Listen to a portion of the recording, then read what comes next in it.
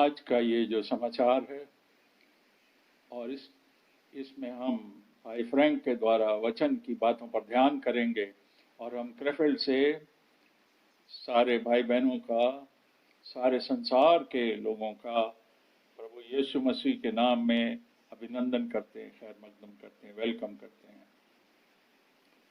और बहुत धन्यवादी हैं कि इस समय के लिए, इस अवसर के लिए कि हम प्रभु के वचन को सुन सकते हैं जो उसने प्रकाशित किया।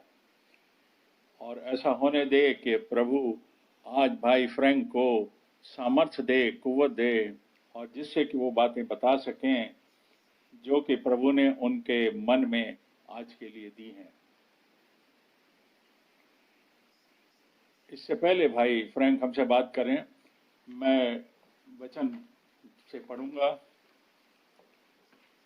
पहला थिस्सलुनीयों और दूसरा अध्याय और 2:13। पहला थिस्सलुनीयों 2:13, पहला थिस्सलुनीयों 2:13।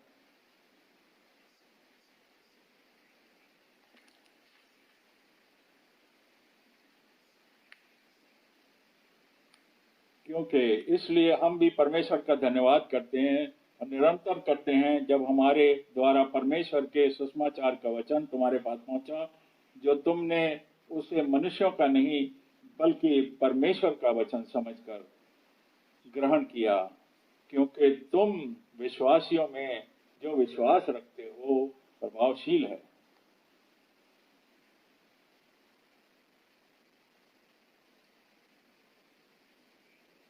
मेरे प्यारे भाइयों और बहनों,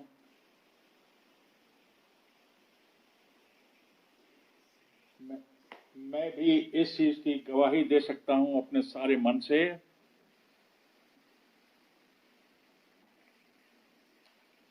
कि कुछ और प्रचार नहीं किया गया, सिर्फ खाली परमेश्वर का, खुदा का खालिस कलाम, जैसे कि खुदा ने हमसे कहा और परमेश्वर ने मुझे बताया और कि मैं तुझे, परमेश्वर ने कहा मैं तुम्हें अलग अलग देशों, अलग अलग नगरों में लेकर जाऊंगा और सारे संसार में वचन का प्रचार होगा। ये वो आज्ञा है जिसकी आज्ञा मुझे दी गई और मैंने इसको पूरा किया, इसको कार्यान्वित किया, इस पर अमल किया और पिछले 55 साल गुजरे हैं और मैं प्रभु का बड़ा धन्यवादी और आभारी हूं कि आज, क्यों मैं बहुत सारी ग्रीटिंग्स पर्सनली तो नहीं दे सकता कि इतने सारे भाई हैं जो सारे संसार से भाई लोग हैं जो कि अपनी अपनी ग्रीटिंग्स और बधाइयाँ मुझे भेजते हैं और शुभकामनाएं मुझे भेजते हैं जो प्रभु ने से जुड़े हुए हैं। फिर भी मैं दो बातों के बारे में बताना चाहूँगा, खास तौर पर सारे भाइयों को जिन्होंने मुझसे कहा कि पिछले हफ्ते कि 28 फरवरी था, पिछले हफ्ते कि वो दिन था जिस दिन की बड़ी सारी बातें, काफी अद्भुत बातें हुई। 1963 में 28 फरवरी को ऐसा हुआ और मुझे ये बहुत झकझोर करता है, मुझे सोचने पर मजबूर करता है जब मैं सोचने की कोशिश करता हूँ क्योंकि परमेश्वर जो है, खुदावन जो है, बड़े अलौकिक तरीके से हमारे बीच में काम किया खुदावन ने और आज भी वो निरंतर वो काम कर रहा है। लेकिन 28 फरवरी को 1963 को वो जो महान घटना घटित हुई वो प्रभु वो एक कि प्रभु एक अर्थक्वेक में आ गया, एक और थंडर क्लैप्स में 7 गर्जन की आवाज़ों में प्रभु आ गया, ऐसा बोला गया। और 42 मील तक ट्यूसॉन से, एरिजोना से 42 मील की दूरी पर जहां भाई ब्रैनम थे,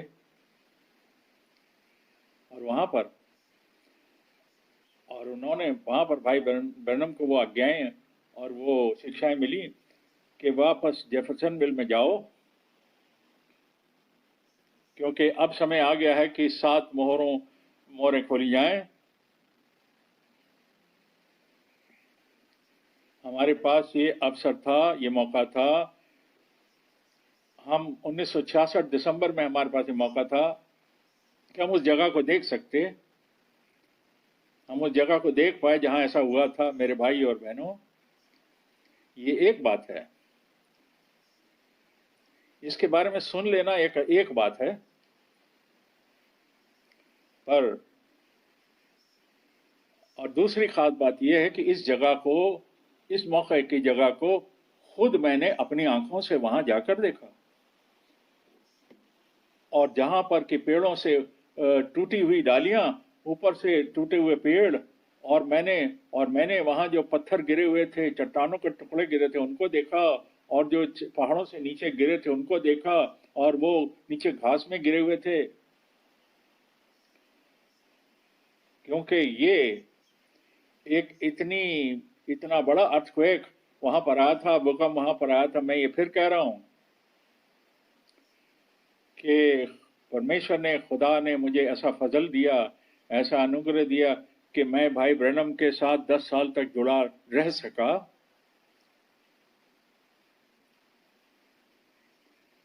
और इस बात को मैं देख सका और सुन सका और इसकी गवाही देख सका कि जो जो वहां हुआ।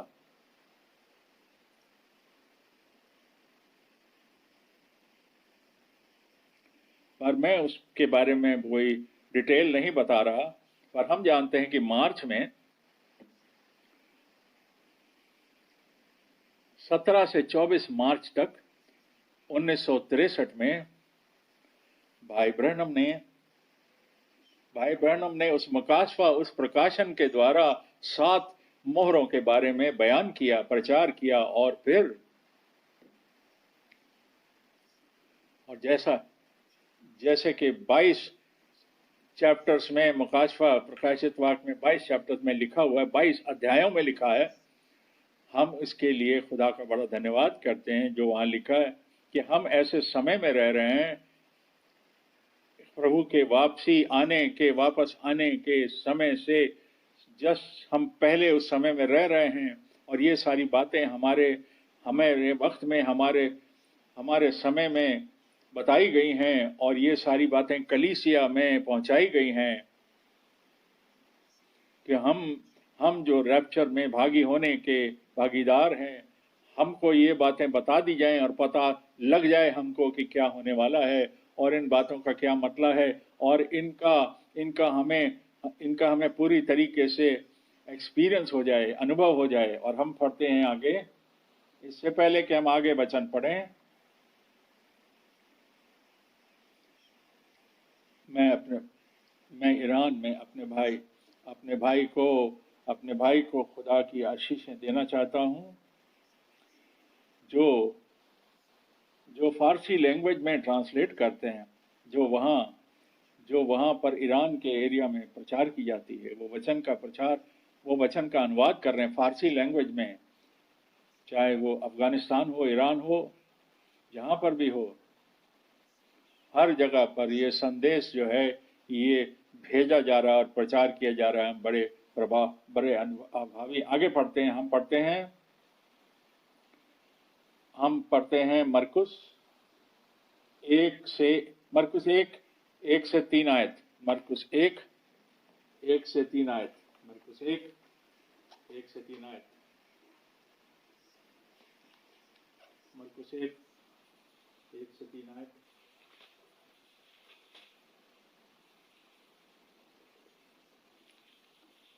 मरकुस 1 से 3 आयत। परमेश्वर के पुत्र यीशु मसीह के सुसमाचार का आरंभ जैसा यशाया के द्वारा लिखा गया, देख मैं अपने दूत को तेरे आगे भेजता हूं जो तेरे लिए मार्ग सुधारेगा। और जंगल में एक पुकारने वाले का शब्द सुनाई दे रहा है, प्रभु का मार्ग तैयार करो और उसकी सड़कें सीधी करो। प्रभु का धन्यवाद हो। और एकदम शुरुआत में ही, प्रारंभ में ही हमको ये बताया गया कि ये सब कैसे शुरू हुआ। ऐसा नहीं कि जैसा कि बड़े बड़े गुरु लोगों ने अनुवाद किया, नहीं, बल्कि जैसा कि यशाया नबी के द्वारा प्रचार किया गया, बताया गया, भविष्यवाणी करी गई और मलाकी 3 पहली आयत में बताया गया। मेरे भाई और बहनों,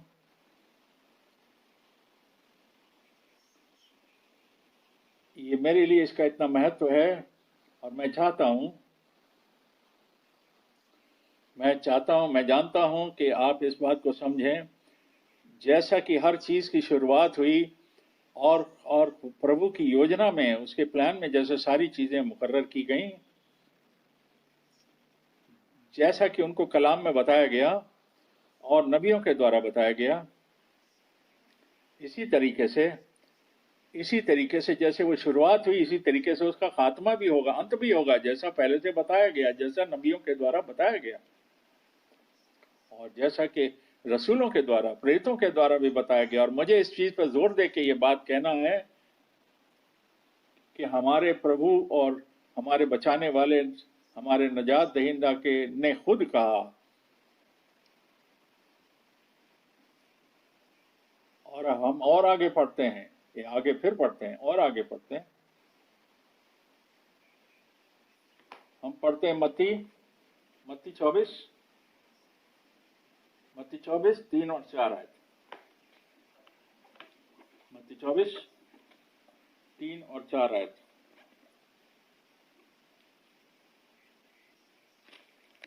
मत्ती 24 3 और 4 आयत। मत्ती 24 3 और 4 आयत।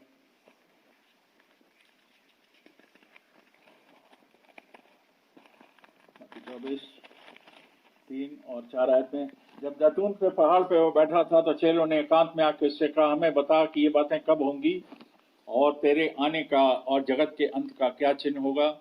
यीशु ने उनको उत्तर दिया, सावधान रहो, कोई तुम्हें भरमाने ना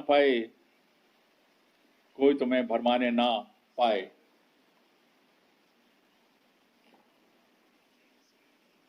प्रभु का बड़ा धन्यवाद हो कि उसने ये जो वचन हमारे को दिया।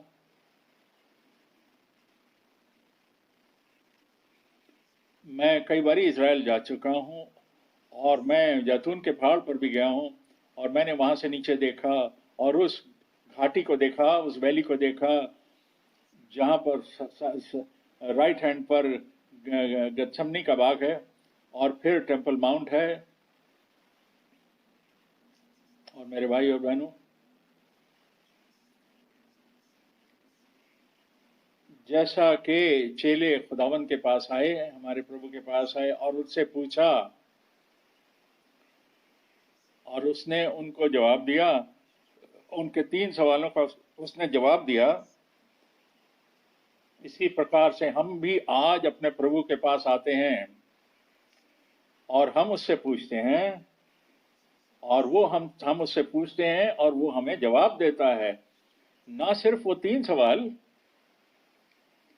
बल्कि और बहुत सारे सवाल जो हमारे सामने खुले रहते हैं कलाम में लेकर के, जो कि आखिरियत के वक्त के बारे में बयान करते हैं, जो प्रभु आज भी इस समय में भी प्रभु हमें जवाब देता है।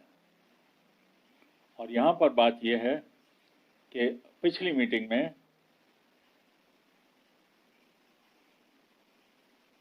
अपने जो लास्ट मीटिंग में मैंने बताया था, अपने अपने कानों को मेरी ओर लगाओ, प्रभु कहता है। हमारे समय में भी हम अपने कानों को किसी दूसरे व्यक्ति की बातों पर ना लगाएं, बल्कि प्रभु की बातों की ओर अपने कानों को लगाएं, जब वो हमसे बात करता है, जब वो अपने वचन से हमसे बात करता है। हम अपने कानों को प्रभु के कानों की ओर लगाओ, ये प्रभु कहता है, जिससे कि मैं तुमसे बात करूं। और आज हम प्रभु के चेले हमारे सामने थे, यहाँ थे, और जो आपस में बात कर रहे थे, और जो बात कर रहे थे प्रभु से बात कर रहे थे, वो प्रभु से बात कर रहे थे, किसी दूसरे और गुरुओं से बात नहीं कर रहे थे। वहां पर आपस में कोई वाद विवाद नहीं हो रहा था। जहां हमारा प्रभु था, और हमारे प्रभु ने स्वयं खुद ही उनके सवालों का जवाब दिया। और इसी प्रकार से आज भी हमारे साथ यही हालात हैं, यही समय है। और मैं कभी भी बाइबल के ऊपर हम किसी वाद विवाद में नहीं पड़ते। मैं नहीं पड़ता इस वाद विवाद में, और हम कभी भी इस वाद विवाद में नहीं पड़ेंगे।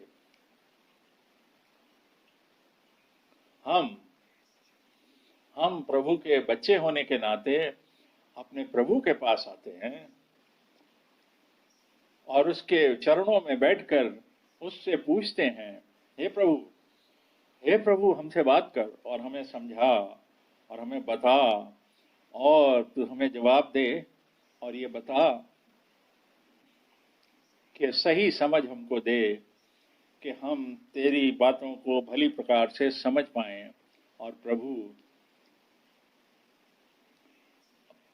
प्रभु सचमुच में हमारी बातों को हमें बताता है कि इज़राइल का क्या होगा, हैकल का क्या होगा, यरूशलेम का क्या होगा। वो सारी बातों क्या क्या होगा,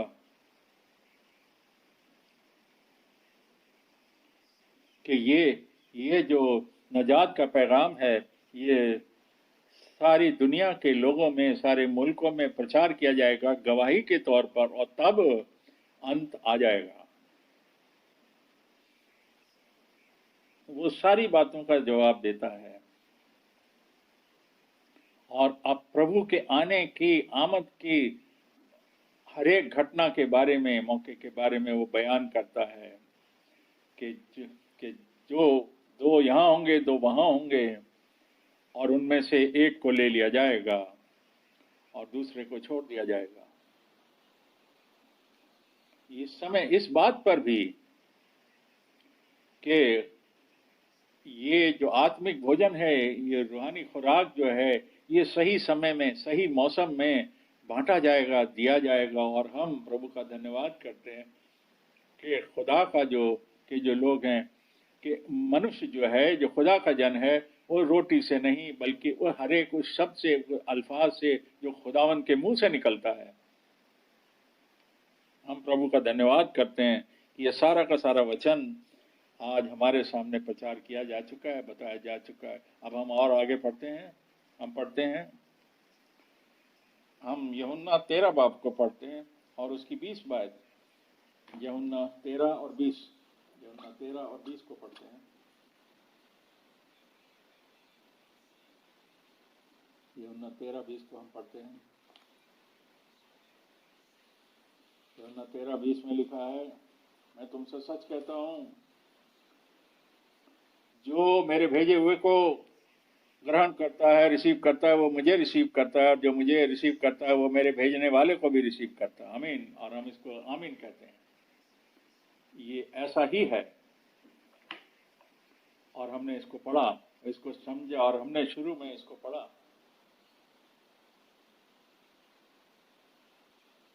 जब यूहन्ना बपतिस्मा देने वाला, जिसको जो वादा किया हुआ नबी था, जो प्रभु की पहली आमद के पहले सामने आया, और उसकी पहली आमद पर से सामने आया, और वो एक ऐसा मनुष्य था जो खुदा की तरफ से भेजा गया था, और जिन्होंने उसको ग्रहण किया, उसको रिसीव किया, और वो यरदन नदी में गए, और उन्होंने पश्चाताप किया, तौबा किया, अपने गुनाहों का इकरार किया, और वो बपतिस्मा लिया। उन्होंने तौबा का बपतिस्मा लिया। वहां पर भेजने के बारे में बात नहीं करी जा रही, सिर्फ वहां तो आज्ञाकारी हुक्म मानने के बारे में भी बात करी जा रही है। और वो उस समय उन्होंने बपतिस्मा लिया।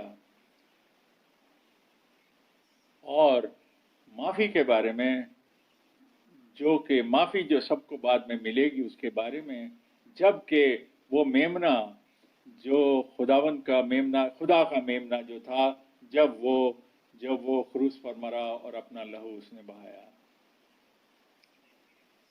और उसने कहा कि मैं इस चीज को दोबारा मैं जोर से कहना चाहता हूं, इसका हमारे लिए कोई इस्तेमाल नहीं, कोई यूज नहीं है, कोई मोल नहीं।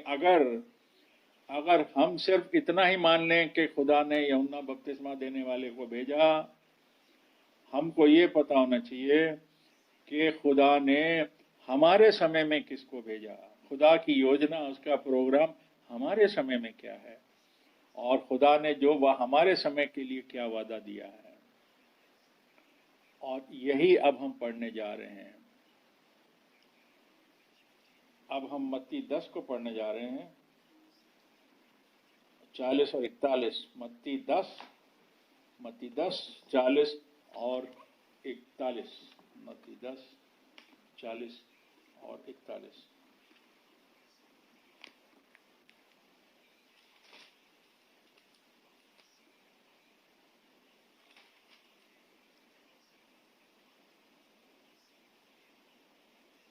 जो तुम्हें ग्रहण करता है मुझे ग्रहण करता है, जो मुझे ग्रहण करता है मेरे भेजने वाले को ग्रहण करता है। और अब हम इस बात में हाँ और आमीन कहते हैं।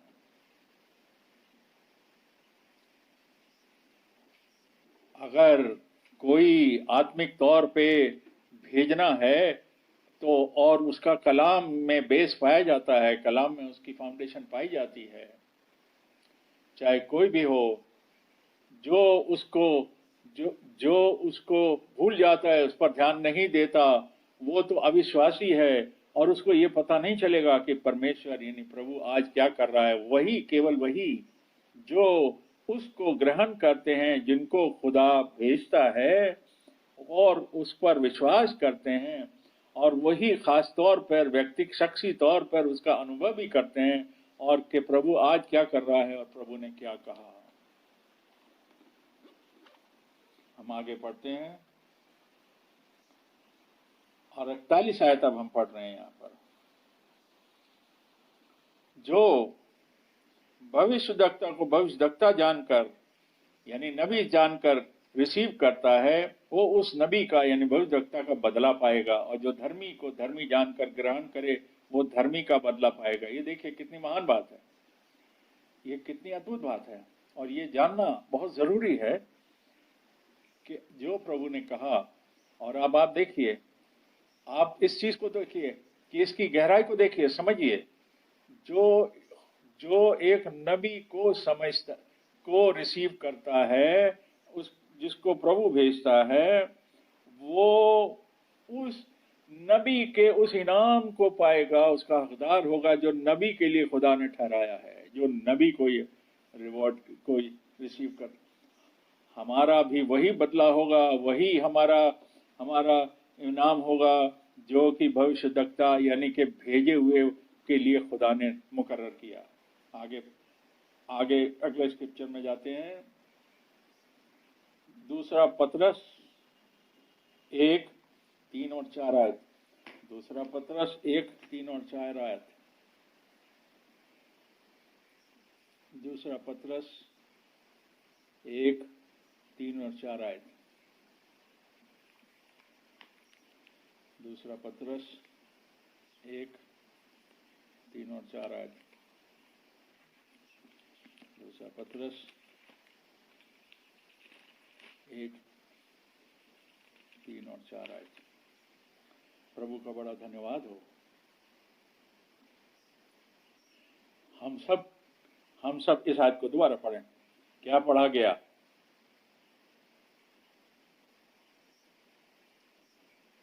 खुदा ने, परमेश्वर ने हमको सब कुछ प्रभु यीशु मसीह में दे दिया, हमारे प्रभु में दे दिया।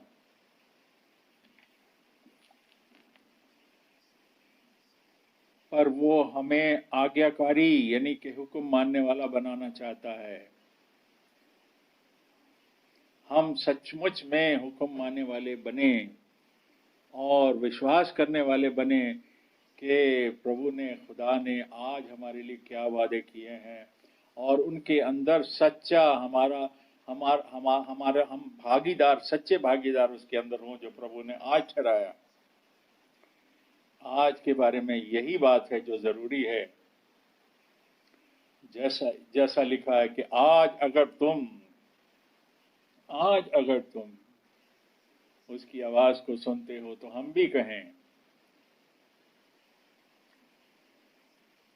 जिसके कान हो वो सुन ले कि रूह यानी आत्मा कलीसियाओं से क्या कहता है। और हम फिर दोबारा कहते हैं, अपने अपने कानों को खुदावंद की तरफ परमेश्वर की ओर लगाएं। और हम ये फिर से कहें, यीशु मसीह उसने अपने लोगों को अलग से ले जा करके, खास तौर पर माउंट ऑफ ओलिव्स पर ले जा करके उनसे बातचीत करी और उनको बताया ये सारी बातें जो हैं ये हमारे जीवन में भी ये तीन बातें इस प्रकार से पूरी हों। यही मेरी प्रार्थना है, यही मेरा विश्वास है कि ऐसा हो, और उसके अनुभव से, उसके अनुग्रह से, फजल से ऐसा हो।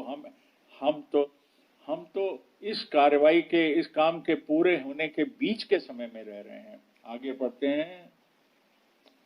अब हम चौथी आयत पढ़ रहे हैं। यहाँ पर इसके द्वारा हमें बहुमूल्य बहुत सारी प्रतिज्ञाएं दी गई हैं, ताकि इनके द्वारा तुम उस सड़ाहट से छूटकर, जो संसार की बुरी अभिलाषाओं से होती है, ईश्वरी यानी खुदाई स्वभाव, नेचर के सहभागी हो जाओ। ये चौथी आयत थी, दूसरा पत्रस पहले बाब की चौथी आयत। और ये भी कितनी पावरफुल, प्रभावशाली आयत है। ये कितनी बड़े प्रॉमिसेस और प्रतिज्ञाएं और वादे उसने हमसे किए हैं, जिससे कि मैं और आप, हम इस समय में भी उस चीज के भागीदार हो जाएं, शरीक हो जाएं, जो कि खुदा की जो नेचर है, उसका जो चरित्र है, और उस वचन के भागीदार हो जाएं, और उसका वचन कलाम हमारे अंदर एक बीज की नाई बो दिया जाए, जिससे कि वो सारी चीजें हमारे साथ पहले से बता दी गई हैं, जिससे कि हम चीजों के भागीदार और अनुभव करने वाले बन जाएं। इस कलाम के अनुभव करने वाले बन जाएं।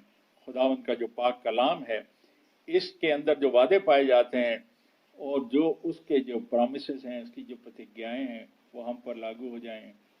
और इस चीज को ध्यान में रखें, क्योंकि ये बहुत जरूरी बात है। सिर्फ कहना ही नहीं कि हम विश्वास करते हैं प्रभु के वादों का, सिर्फ ये कहना ही नहीं, और हम उसके चरित्र के भागीदार हैं, पर फिर सचमुच में इस बात को अपने दिल से लगा लें, दिल में बिठा लें कि हम ये विश्वास करते हैं कि इन सारी बातों पर हम विश्वास करते हैं, जो इस समय के जो प्रतिज्ञाएं दी गई, अपने मन से, अपने दिल से विश्वास करते हैं। और इसलिए इस प्रकार से हम इस नेचर के जो उसका जहन था, जो उसका स्वभाव था, वो खुदावंद का स्वभाव हमारे अंदर आ जाए और हम नए सिरे से पैदा हो जाएं, उस नई आशा के साथ, उस नई इच्छा के साथ। और वो खुदावंद की जो इच्छा है, जो उसका जो चरित्र है, उसका जो स्वभाव है, उसकी जो नेचर है, उसका जो जहन है, वो हमारे अंदर में दिखना शुरू हो जाए। और उसको दिखना शुरू हो जाए कि क्या हम उस जहन के, उस नेचर के पार्टेकर हो चुके हैं, और क्या हम इसके भागीदार हो चुके हैं, उस जहन के, उस नेचर के, उस कैरेक्टर के, जो यीशु का। और खुदा उनका बड़ा धन्यवाद हो, और इस वचन के लिए उसका बड़ा धन्यवाद हो। हम आगे पढ़ते हैं, और हम पढ़ते हैं गलातियों 5 और 22 और 23 आयत। गलातियों 5 और 22 और 23। गलातियों 5, 22 और 23। गलतियों 5, 22 और 23, 22 और 23। पर आत्मा का फल प्रेम, आनंद, शांति, धीरज, कृपा, भलाई, विश्वास, नम्रता और संयम है, और ऐसे ऐसे कामों के विरोध में कोई भी व्यवस्था नहीं।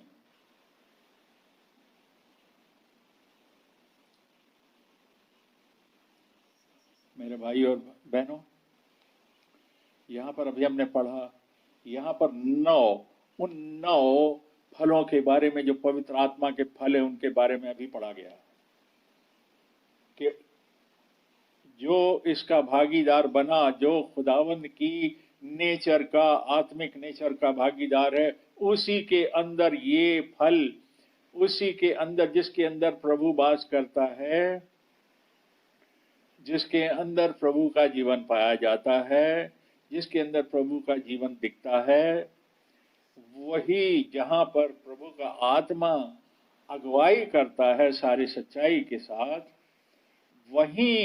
वहीं पर ये जो फल अभी पढ़े गए हैं, वहीं पर ये सारे के सारे फल दिखाई देंगे। मुझे माफ करें कि अगर मैं यहाँ कोई तुलना करनी शुरू कर दूं। मैंने इस बात को देखा कि मैंने पेंटिकॉस्टल मूवमेंट को भी देखा है। 1949 से मैंने पेंटिकॉस्टल मूवमेंट को देखा। मैंने देखा अपनी आंखों से कि बहुत सारे लोग जो आत्मा में, जिनका बपतिस्मा हो रहा था, और मैंने गिफ्ट्स को ऑपरेट होते हुए देखा है, पर उस समय में मैंने कभी भी ये नहीं देखा कि वो जो गिफ्ट थे, वहां पर मैंने इन फलों को, जो आत्मा के फल हैं, वो मुझे दिखाई नहीं दिए, वो नाजिल होते नहीं दिखाई दिए, वो ज़हूर में आते दिखाई नहीं दिए। बहुत सारी गलत फहमियां वहां पर शुरू हो गई। वहां पर इतने सारे तफरकेबाजी वहां हो गई, इतने सारी बातें वहां हो गई, जहां पर लोगों ने जुबानों में बात करी, भविष्यवाणियां करी, अनुवाद किए, जहां पर के गिफ्ट्स ऑपरेट कर रही थी, वहां पर बड़ी सारी गिफ्ट्स ऑपरेट कर रही थी, पर वहां पर फल जो मैंने देखा, मैंने जो इन दिनों में जो फल देखे हैं, मेरे भाइयों और बहनों, हम, जैसे भाई ब्रैनम ने साफ तौर पे बता दिया, आज हम पेंटिकोस की अवस्था में नहीं हैं। आज हम उस अवस्था में हैं जहां के दुल्हन को, पेंटिकोस्टल मूवमेंट से दुल्हन को बाहर निकाल लिया गया है, उस स्टेज से, अवस्था से बाहर निकाल लिया गया है, और ये बता दिया गया कि प्रभु हर चीज में, और प्रभु की जो प्रतिज्ञाएं और जो उसके वादे हैं वो आज पूरे हो रहे हैं। और हम बड़ी ईमानदारी से इस बात को इकरार करें कि जो पेंटिकॉस्टल मूवमेंट जो था सारा का सारा, और उसमें बहुत सारे अलग अलग दिशाएं और दशाएं हैं, वो सारी दिशाएं और शिक्षाएं जो हैं, वो इस बात से परे हैं, इस बात में शामिल नहीं है कि प्रभु आज क्या कर रहा है। और उन्होंने नबूवत तो करी, उन्होंने जुबानों में तो बात करी, पर वो प्रभु को छोड़ गए, क्योंकि उन्होंने ये बात आज नहीं देखा कि आज प्रभु क्या कह रहा है। क्योंकि उन्होंने प्रभु के पैरों पर बैठकर उससे ये नम्रता से, हलीमता से ये दया प्रार्थना नहीं करी कि हे प्रभु, जिनके पास ये पेंटिकॉस्टल प्रीचर जो थे, ये क्या मत्ती 17 के बारे में क्या कह सकते हैं, जबकि मूसा और एलाइजा दोनों जो थे ट्रांसफिगरेशन के माउंट पर अपीयर हुए यीशु के साथ, और वहां प्रभु था,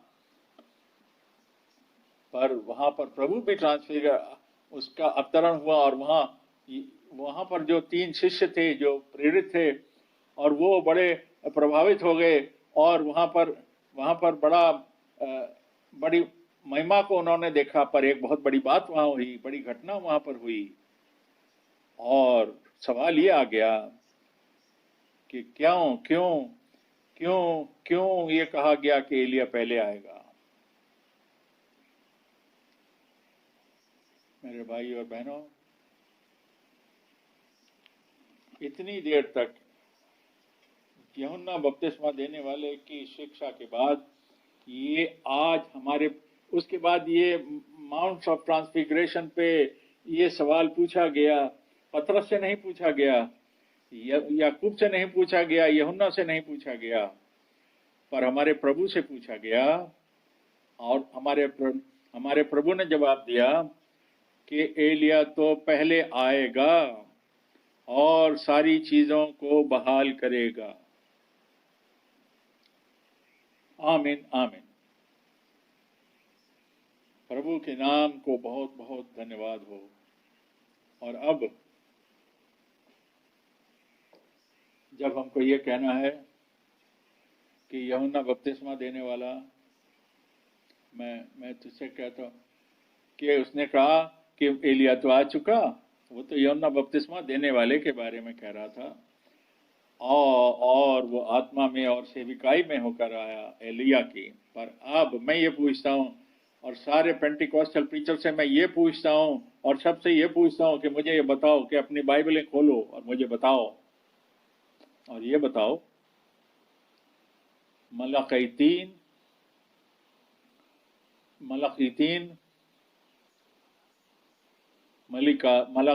जो है, ये प्रभु यूं फरमाता है, परमेश्वर यूं फरमाता है, ये यूहन्ना बपतिस्मा देने वाले के बारे में है।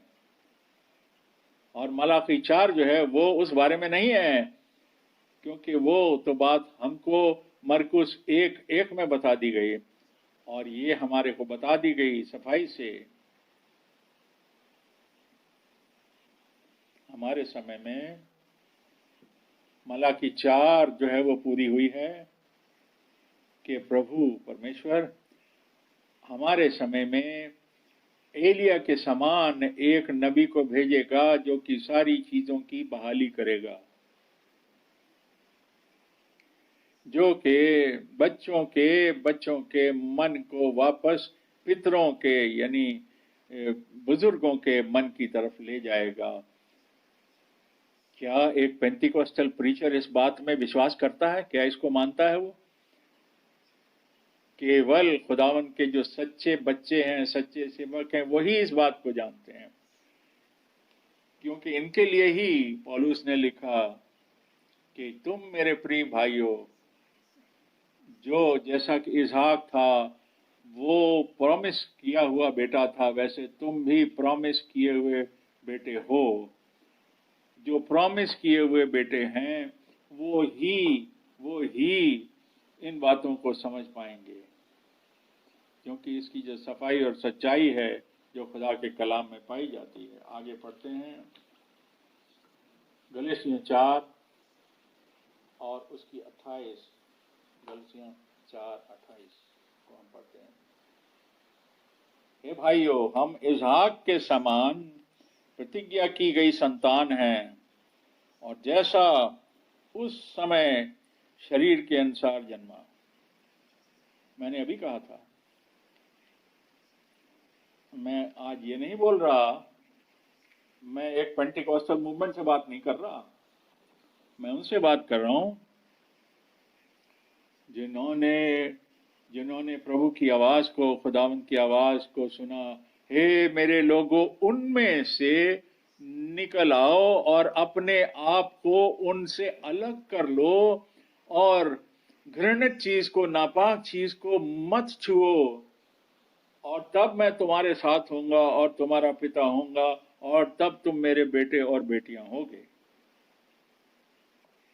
आज प्रभु हमसे बात करता है, जो उसके चरणों में बैठकर उसकी बातें सुनते हैं, जो किसी और गुरु से शिक्षा नहीं लेते, जो किसी पास्टर के पीछे नहीं भागते, जो किसी इंसान के पीछे नहीं भागते, पर केवल उनके पीछे जो हमारा प्रभु और जो खुदा का कलाम है, जैसा वो हमको बताता है।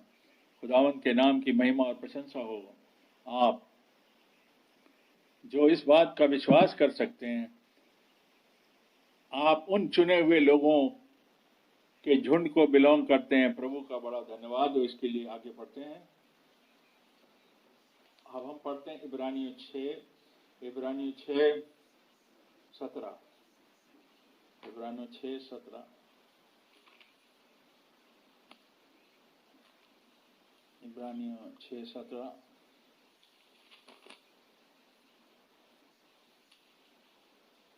इसलिए जब परमेश्वर ने प्रतिज्ञा के वारिसों पर और भी साफ रीति से प्रकट करना चाहा कि उसका उद्देश्य बदल नहीं सकता, तो शपथ को बीच में लाया।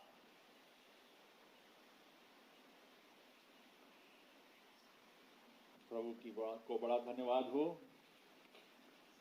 प्रभु ने जो वादा किया, जो प्रतिज्ञा करी, वो कभी ना बदलने वाला है। और उसने इसको साबित कर दिया। भाई और बहनों, प्रभु का बड़ा धन्यवाद करें कि अब आप इस चीज पर भरोसा कर सकते हैं जो प्रभु ने कहा है, और इस पर ध्यान रखें, अपने आप पर ना देखें और उन परिस्थितियों पर, उन हालात पर अपना ध्यान ना लगाएं जिनमें कि आप पाए जाते हैं। इसमें कठिनाई है, हर जगह मुश्किलें हैं, हर जगह परिवारों में, शादियों में, और बीमारियां हैं, और बहुत सारी कठिनाइयां हैं, परीक्षाएं हैं, नवयुवकों में, एडल्ट्स में, जवानों में। पर प्रभु ने कहा, उनसे, इनमें से अलग हो जाओ और नापाक चीज को हाथ मत लगाओ, इनमें से निकल आओ। तुम इनके अंदर तो हो पर इनके नहीं हो, संसार के अंदर हो, संसार के नहीं हो। और हम बड़े संयमी बने रहें और सादा दिल से, और हमारी जो जिम्मेदारियां हैं इस जमीन पर उन्हें पूरा करें, पर अंदरूनी तौर पर हम प्रभु के साथ जुड़े रहें। और काम पर भी, जहां पर भी हम हैं, हम खुदा से जुड़े हुए हैं। और मैं प्रभु का बड़ा धन्यवाद करता हूं कि ऐसा उसने होने दिया कि ये आखिरी मैसेज ये पूरी तौर से पढ़ा गया और सुना गया, अनगिनत लोगों के द्वारा बहुत सारी भाषाओं में सुना गया और उनको मिला। और ये जो आखिरी संदेश है ये आगे बढ़ रहा है, और जो आखिरी से भी आखिरी है उसको, उसकी बुलाहट हो गई है और वो भी तैयारी में है, प्रभु के आमद की तैयारी में है। आगे पढ़ते हैं और हम पढ़ते हैं रोमियो 8:30। रोमियो 8:30 को हम पढ़ते हैं। रोमियो 8:30 को पढ़ते हैं। रोमियो 8:30 को अब हम पढ़ते हैं। रोमियो 8:30 में लिखा है, क्योंकि जितनों को उसने पहले से ठहराया उन्हें बुलाया भी, और जिन्हें बुलाया वो धर्मी भी ठहराया, जिन्हें धर्मी ठहराया उन्हें महिमा भी दी। प्रभु के नाम को जलाल मिले, महिमा मिले। उसने अपने सारे काम को, उसने संपूर्ण काम को संपूर्ण तरीके से पूरा कर दिया है। जो कहते हैं, जिसको उन्होंने बुलाया, जिन्होंने विश्वास किया, उनको धर्मी ठहराया और फिर उनको पवित्र किया, और उसके बाद उसने अपनी महिमा के लिए उनको ठहरा दिया। और भाइयों और बहनों, क्योंकि आप उन वादों पर भरोसा करते हैं, विश्वास करते हैं, आपको इस चीज का आश्वासन है, यकीन है कि प्रभु ने आपको पहले से जाना, और प्रभु ने आपको चुना, और प्रभु ने आपको बुलाया, प्रभु ने आपको पवित्र किया, और प्रभु ने आपको बदल दिया, और उसने उस स्वर्गीय महिमा में आपको बदल दिया। प्रभु का बड़ा धन्यवाद हो। आगे बढ़ते हैं। इब्रानियों 10:14 को हम पढ़ते हैं। इब्रानियों 10:14। इब्रानियों 10:14। इब्रानियों 10:14।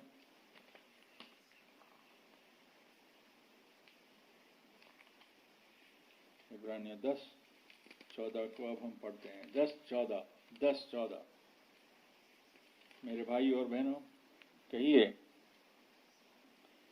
क्या ये बड़ी जबरदस्त कलाम नहीं है जो कहता है क्योंकि उसने कि हम उसके द्वारा पवित्र किए जाते हैं, और उसने कहा कि उनको पवित्र कर अपने वचन के द्वारा, क्योंकि तेरा वचन ही पवित्र है। और पवित्रता बनना, आत्मिक तौर पर पवित्र होना, ये तभी होगा उनके लोगों में जिन्होंने खुदा के कलाम को सुन लिया, उसकी बातों को सुन के उस पर विचार किया, और उनके द्वारा, उसके द्वारा, उस कलाम के द्वारा ही उनका पवित्रीकरण, सैंक्टिफिकेशन उस कलाम के द्वारा ही हो सकता है। हम समझ सकते हैं कि जो उसके द्वारा पवित्र किए जाते हैं, उसने ऑलरेडी उनको पवित्र कर दिया। क्या आप इस बात को आज शायद ना समझ पाएं, पर इसको विश्वास कर लें, इसको मान रख लें कि खुदा ने कहा है ऐसा, और उसने कहा, उसने आपको पूरा कर दिया, परफेक्ट कर दिया अपने काम के लिए। खुदावन इतना दयावान है, इतना कृपा करने वाला है, इतना भला है। उसने हमारे लिए बहुत बड़े बड़े काम किए हैं। हम उसके लिए इसके आभारी हैं, इतने शुक्रगुजार हैं जो कि उसके कलाम हमने सुना। हम उसके बड़े शुक्रगुजार हैं। मैं एक बार फिर कहता हूँ, ये बहुत ज़रूरी है कि हम कलाम को पढ़ें, वचन को पढ़ें, कि हम इस बात को पढ़ें कि कौन सा वचन कहाँ पर किस समय में अप्लाई होता है, और कब कब ये बातें पूरी हुई और कब कब पूरी होंगी। और ये भी अंत समय के बारे में भी बताता है कि हमारे प्रभु ने कहा, हमारे प्रभु ने मत्ती 24 में बताया कि हर चीज़ के बारे में, जो ऐसे ही कैसे कैसे क्या क्या होगा, प्रभु के वापस आने के पहले क्या क्या कैसे कैसे होगा, उसने बताया। उसने लड़ाइयों के बारे में बताया, और उसने उन खबरों के बारे में बताया, और उसने अकालों के बारे में बताया, भूकंपों के बारे में बताया, उन बीमारियों के बारे में बताया। और ये इनका जान जो सारे संसार पर आ रही हैं और आने वाली हैं। हर दिन हम कोई ना कोई ऐसी बात सुन लेते हैं, और फिर बार बार, और जो सच्चे ईमानदार होने के नाते हम देखते हैं कि जब प्रभु कहता है, जब प्रभु हमें बताता है, जब ये सारी चीजें होते हुए देखो तो अपने सिरों को ऊपर उठाओ, क्योंकि अब तुम्हारी नजात, तुम्हारा उद्धार एकदम निकट है। हम अपने सिरों को ऊपर उठा कर देखते हैं, क्योंकि भाई और बहनों, हम अंत समय के शुरू में नहीं रह रहे, हम तो अंत समय के अंत में रह रहे हैं। और जो प्रतिज्ञाएं, जो वादे खुदावन की के लिए और इज़राइल के लिए और उस धरती के लिए जो वाचाएं, जो प्रतिज्ञाएं, जो वादे किए गए, वो हमारे समय में पूरी हुई हैं।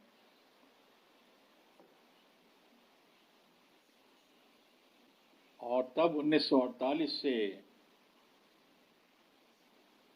दूसरी लड़ाई के, दूसरे महायुद्ध के समय से हम ये देख रहे हैं कि किस तरीके से बाइबल की सारी भविष्यवाणियां, नबूवतें पूरी हो गई हैं और वर्ल्ड वाइड पूरी हो गई हैं। और हम जानते हैं कि हम अपने अपने सिरों को ऊपर उठाते हैं, और हम जानते हैं कि हमारा उद्धार बिल्कुल नज़दीक है। हम तो इन समयों में बूढ़े भी हो रहे हैं, और मैं भी बूढ़ा हो गया हूँ, पर प्रभु का धन्यवाद हो, उसका शुक्रगुजार हूँ कि अब हम ये इस बात पर विश्वास करते हैं कि खुदावंद ने अपने सेवक को, अपने खादिम को इस समय में, नबी को भेजा, और जैसा कि उसने भी कन्फर्म किया, ऐसा प्रभु ने उस माउंट ऑफ ट्रांसफिगरेशन पे कंफर्म किया था। मैं दोबारा से खास तौर पे इसको कह रहा हूं कि माउंट ऑफ ट्रांसफिगरेशन पर वहां पर प्रभु, वहां पर एलिया और मूसा दोनों मौजूद थे। वहां पर उनकी मौजूदगी में पतरस भी था, यूहन्ना भी था, याकूब भी था।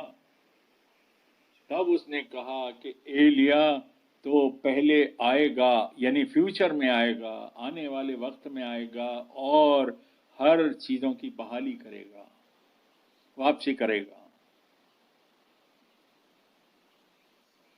प्रभु का बड़ा धन्यवाद हो इस बात के लिए और इस बात की आज ये सबक, आज ये वचन हमारे सामने पूरा हुआ और सारी बातें पूरी हो चुकी हैं और फिर ये बातें पूरी हुई हैं और अब हम सच्ची कलीसिया में खड़े हैं।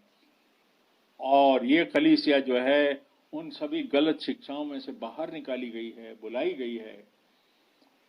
और जैसा हमारे प्रभु ने कहा, उस माउंट ऑफ ऑलिव्स पे प्रभु ने कहा था कि इस बात को नोट करो, ध्यान रखो कि तुम्हें कोई धोखे में ना डाल दे, कि ये वचन आज भी मैं ये फिर कहना चाह रहा हूं, जो भी इस बात पर यकीन नहीं करता, इसको सुनता नहीं जो प्रभु ने वहां कहा था, जो इस पर यकीन नहीं करता, इसको नहीं मानता, वो जो उन लोगों को जो दूसरे शिक्षा लोग शिक्षा दे रहे थे, जो उनकी मानता रहा और जो इवेंजलिस्ट चाहे कह रहे थे या दूसरे प्रचारक कह रहे थे, वो तो गलत रास्ते पर भटकेगा। सिर्फ वही जो प्रभु ने कहा, जो उस बात को समझते हैं, केवल वही, ये जो आज आत्मा के द्वारा प्रभु कलीसियाओं से कह रहा है, जो इस बात को सुनते हैं और जिनके पास वो कान हैं, जो खुदावंद ने कान खोल दिए, ये वही हैं जो इस बात को सुन पाएंगे कि आत्मा कलीसियाओं से क्या कहता है, कलाम के द्वारा, वचन के द्वारा।